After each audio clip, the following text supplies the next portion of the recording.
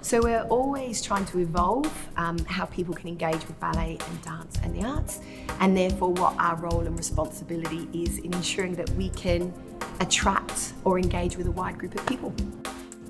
This is our third Family Fun Day event in partnership with Cardiff and Vale University Health Board, and it is part of our Dance to Move project for young children and families with juvenile arthritis.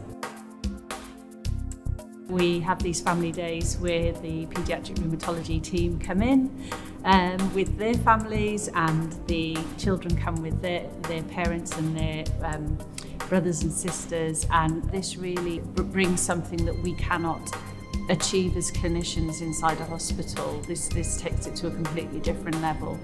The day is full of activities, including drawing workshops with our resident artists, dance taster workshops with me and some of the dancers, and also costume creative crafts where they're going to make their own crowns ready for a performance later on in the day.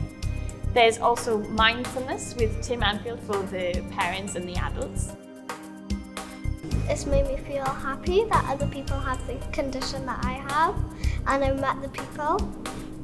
You do lots of dancing moves and it kind of helps your joints.